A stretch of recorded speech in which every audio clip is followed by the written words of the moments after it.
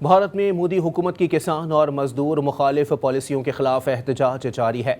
भारत की 10 मजदूर तंजीमों बशमूल 25 करोड़ कारकुनान ने मुल्कगीर हड़ताल की है। भारतीय मीडिया के मुताबिक मोदी सरकार की किसान और मजदूर मुखालिफ पॉलिसियों और इदारों की निजकारी के खिलाफ 10 बड़ी मजदूर तंजीमों और किसानों और देही कारकुनों की तंजीमों के इत्तेहाद की कॉल पर मुल्क भर में हड़ताल की गई, जिसमें 25 करोड़ से जायद मजदूर और किसान शरीक हुए। हड़ताल को भारत बंद का नाम दिया गया। हड़ताल के बाइस भारत की कई रियासतों में ट्रांसपोर्ट, सनतें, दफातर, बैंक बंद रहे और मामूलाती ज़िंदगी शदीद मुतासर हुई। हड़ताल की वजह से दिल्ली, कोलकाता, मुंबई समेत बड़े शहरों में भी पब्लिक ट्रांसपोर्ट और रेलवे स्टेशन बंद हो गए।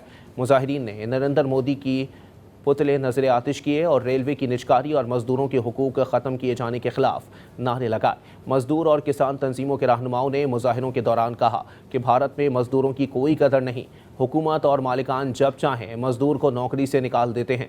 मोदी हुकूमत ने सनती इदारों को खुश करने के लिए मजदूरों को मिलने वाली सहूलियात छीन ली हैं। मुजाहिरीन ने मजदूरों की तनख्वाहों में इजाफे, सरकारी इदारों की निजकारी बंद करने, नए लेबर कवानीन वापस लेने, सरकारी शोबे में खाली असामियों पर भर्तियों और फसलों की कीमत खरीद को बढ़ाने का मुतालबा किया। हड़ताल के दौरान रियासत तमिलनाडु में 30,000 मुजाहिरीन को हिरासत में लिया गया। हुकूमत का मौक़िफ़ है कि वो रोज़गार के मौक़े बढ़ाने और सरमायाकारी के लिए इस्लाहात ला रही है, जिनमें निजकारी, नई लेबर पॉलिसी और सनती तरक्की के लिए मराहत शामिल हैं। तहम भारतीय हुकाम का कहना है कि वो मजदूर और किसान तंजीमों से बातचीत के लिए तैयार हैं।